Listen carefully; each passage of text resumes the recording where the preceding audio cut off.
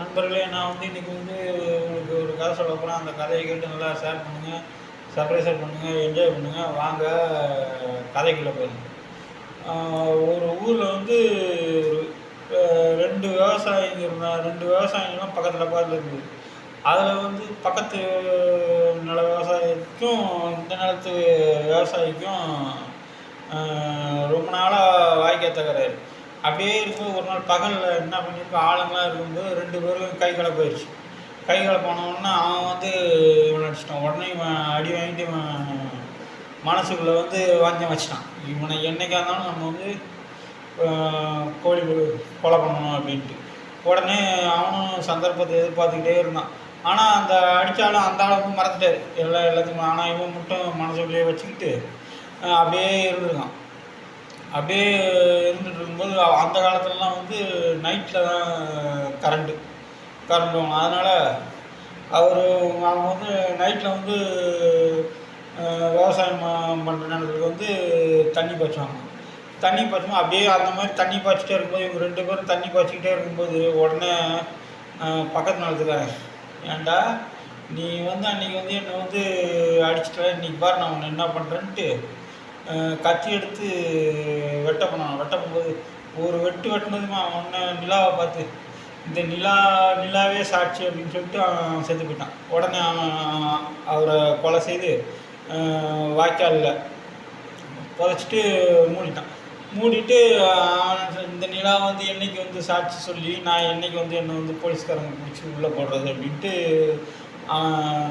ரொம்ப எக்காலமாக நினச்சிக்கிட்டு அவன் போயிட்டான். இப்படியே போயிட்டு ஜாலியாக இருக்கும்போது பக்கத்து இடத்துக்காரன் எங்கேயோ ஓடி போயிட்டான் அப்படின்ட்டு ஊரெல்லாம் ஒரே போச்சு. இப்படியே இருந்துகிட்டு இருக்கும்போது ஒரு நாள் வெளியில் நல்லா பௌர்ணமிலாம் வெளிச்ச டைமில் வந்து வெளியில் கட்டில் போட்டு இவன் பாட்டுக்கு தலையணையை போட்டு வானத்தை வந்து பார்த்துட்டே இருந்திருக்கான். அப்போ வந்து அவன் அந்த நிலாவை பார்த்து சிரிச்சிருக்கான். உடனே இருப்பான் அவன் பொண்டாட்டி பக்கத்தில் வந்து, என்னங்க இந்த மாதிரி நிலாவை பார்த்து சிரிக்கிறீங்க, அதெல்லாம் ஒன்றும் இல்லை, உனக்கு தேவையில்லாத விஷயம், அதெல்லாம் நிற்கக்கூடாது. இல்லை அது என்னமோ ஒரு விஷயம் இருக்குது, நீங்கள் எனக்கு சொல்லி தான் ஆகணும் அப்படின்றது.